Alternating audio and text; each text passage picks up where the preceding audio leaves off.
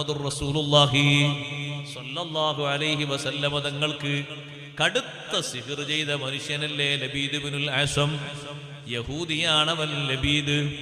അവനാണ് സിഹ്ർ ചെയ്തത് എന്ന് അനുമാനം കിട്ടിയതല്ല. നേർക്ക് നേരെ മലക്കുകൾ വന്നുകൊണ്ട് വഹി മുഖേന പറഞ്ഞു കൊടുത്തതാണ്.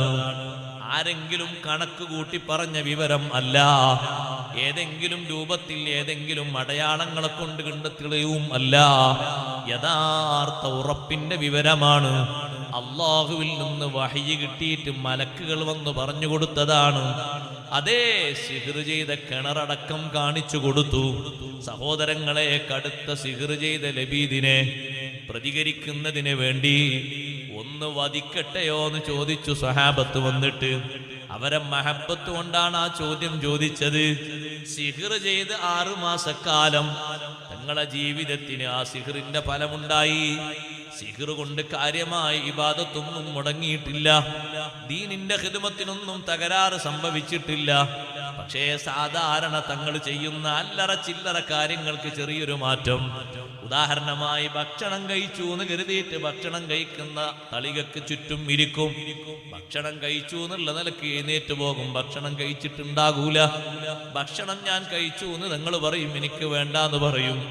ഇങ്ങനെയുള്ള ചില്ലറ കാര്യങ്ങൾ മാറ്റം വന്നു എന്നല്ലാതെ ഒരു നിസ്കാരവും മുടങ്ങിയിട്ടില്ല.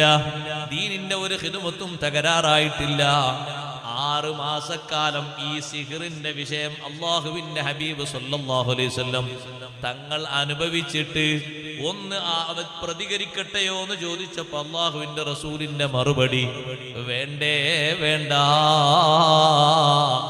അള്ളാഹു എനിക്ക് ശിവ തന്നല്ലോ, അള്ളാഹു എനിക്ക് മാറ്റി തന്നല്ലോ.